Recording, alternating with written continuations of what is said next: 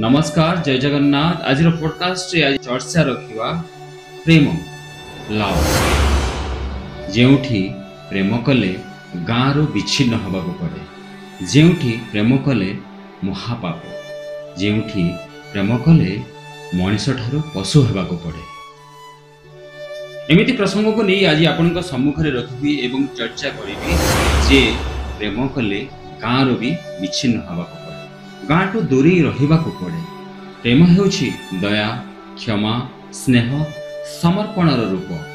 आउ एही प्रेम को नहीं दुही मिसी 7 जन्मर साथी हेबे बोली स्वप्न देखिथिले, हेले ए प्रेम करिबा एति महंगा पड़ी पारे ताहा विश्वास मध्य लागि पारुनी। बा मन पसंदर साथीटिए बाछिबा केते जे कष्ट ताहा सेमानको ही जणा पड़े जे प्रेम करिथाय।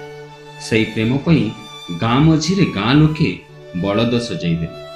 तांकर गोटे भूल थिला संपर्कीय पियुसी को भल पाई प्रेम कले बोली गाँ दंडरे पूजा करी गाँ लोके कले एभली कांड कंगारू कोर्ट जहाको विश्वास मध्य लागुनी देखिलेनी।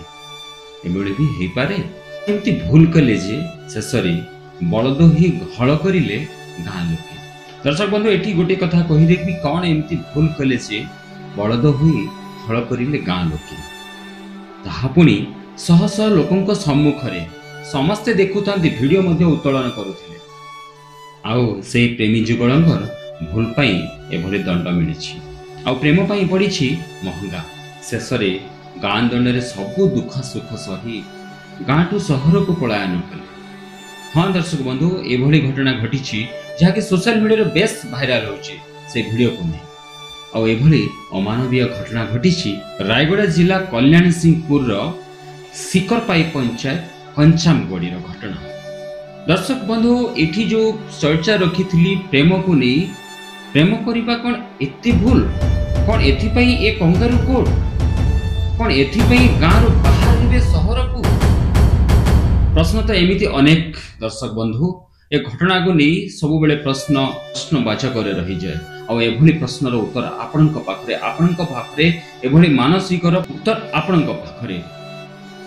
आज पॉडकास्ट हेतिबा प्रेम संपर्क को नहीं कौन रही उत्तर आपणक पाखरे आउ कमेंट रे जणाबा को विशेष अनुरोध रखुछि। रहिली नमस्कार।